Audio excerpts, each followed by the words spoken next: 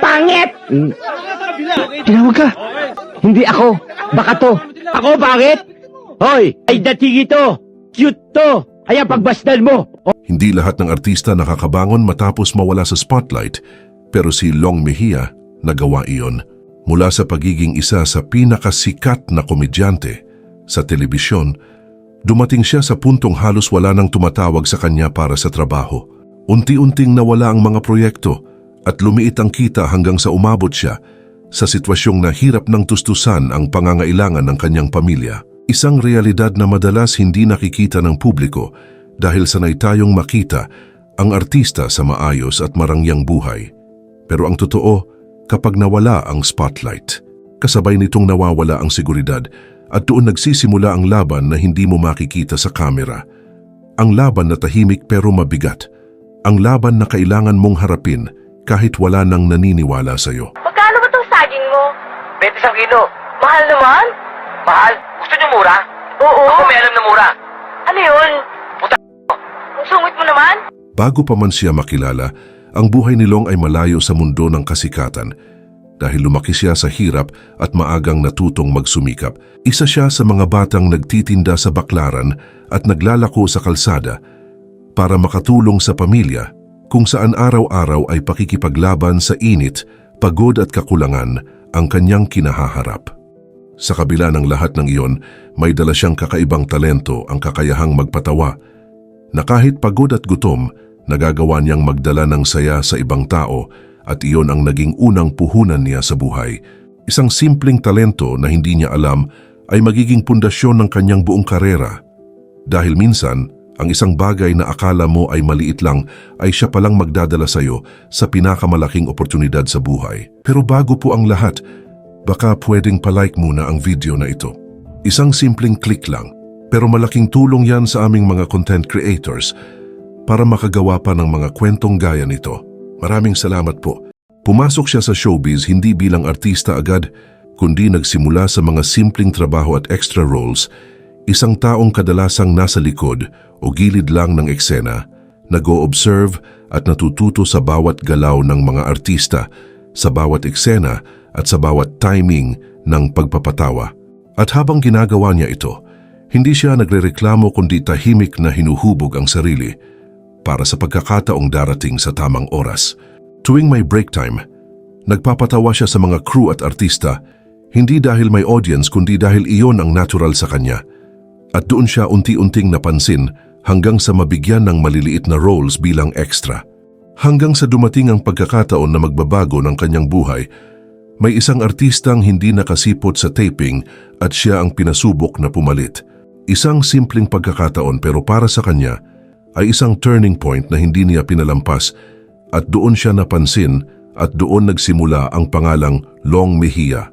Mula sa pagiging extra ay naging regular at mula sa hindi kilala ay naging hinahanap. At sa kanyang kasagsagan ay isa siya sa pinaka-in-demand na komedyante sa telebisyon at nakilala bilang hari ng adlib dahil kaya niyang magpatawa kahit walang script.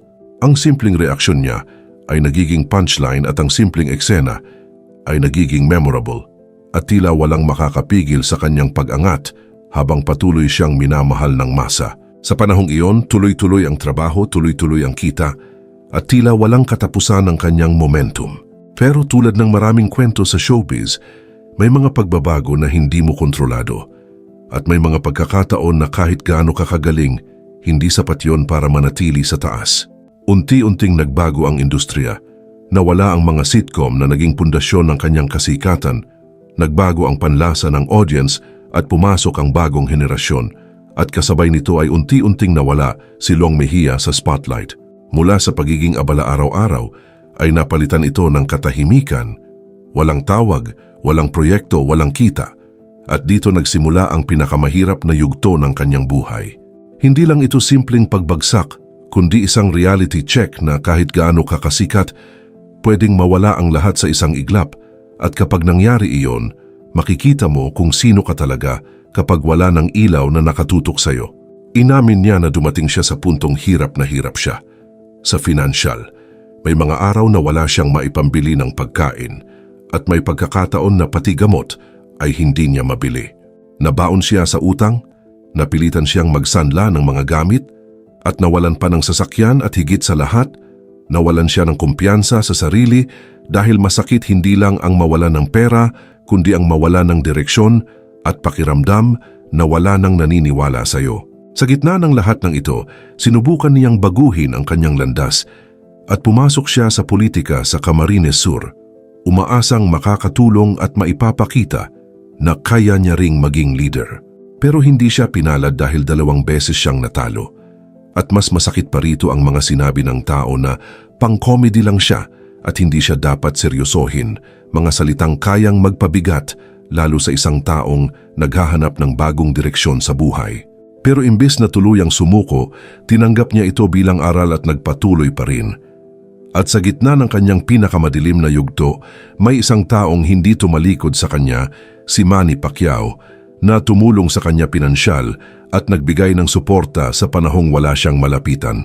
Isang tulong na hindi lang nagbigay ng ginhawa, kundi nagbigay din ng pag-asa at lakas para bumangon muli. Pero kahit may tumulong sa kanya, alam niyang hindi sapat iyon kung hindi siya kikilos, kaya gumawa siya ng sariling paraan at pumasok sa social media gamit lang ang isang cellphone. Walang script at walang production, pero may talento at tapang magsimula ulit. At dito nagsimula ang kanyang bagong yugto. Nagsimula siya sa simpleng videos, mga prank, kulitan at street comedy, hanggang sa unti-unting nag-viral ang kanyang content at dumami ang followers at muli siyang napansin ng publiko.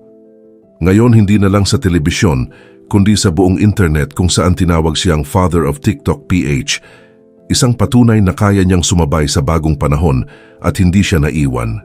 Sa YouTube, sa kanyang channel na Master Long Mejia, ipinakita niya ang kanyang totoong buhay, ang kanyang pamilya at ang kanyang journey, at nakipag-collab sa mga artista tulad ni Luis Manzano at John Estrada. At mula sa pagiging halos nakalimutan, ay naging isa siyang digital star na muling minahal ng publiko. Ka ng para medyo pumayat ka, kumain ka ng butong pakwan yung seedless. Okay po pa. Okay, at kumain ng donut, kainin ng gitna. Okay po Okay na pa. pumayat pa. Sige ha, sandali. Paderma ka nga. Pag ganyan ang batok mo, kulay atay. Yes po pa. Sige na, go. At dahil sa kanyang muling pagsikat, may isa pang taong nagbigay sa kanya ng panibagong pagkakataon, si Coco Martin, na isinama siya sa FPJ's Batang Quiapo bilang si Peng, kung saan muli niyang napatunayan na kaya pa rin niyang makipagsabayan sa industriya at hindi nawawala ang kanyang talento. Kahit gaano pa katagal siyang nawala, sa loob ng 3 taon, naging bahagi siya ng isa sa pinapanood na serye sa bansa at muling nabigyan ng pagkakataon na ipakita ang kanyang talento sa mas malaking audience, isang patunay na ang pagbabalik ay posible kung marunong kang lumaban at hindi ka sumusuko. Ngayon hindi lang siya artista at content creator kundi isa na rin siyang negosyante, may sarili siyang appliance store at iba't ibang pinagkakakitaan. At dito makikita ang pinakamahalagang pagbabago sa kanya. Natuto siyang mag-ipon, mag-invest at magplano para sa kinabukasan para hindi na siya bumalik sa dating hirap. Sa huli, ang kwento ni Long Mejia ay hindi lang kwento ng kasikatan kundi kwento ng pagbagsak, pagbangon at pagbabago, isang paalala na kahit mawala ang lahat, may pagkakataon pa ring magsimula ulit basta marunong kang lumaban at hindi ka sumusuko. Dahil ang tunay na lakas ng isang tao ay hindi nasusukat sa kung gaano siya katagal sa taas, kundi sa kung paano siya bumangon matapos bumagsak.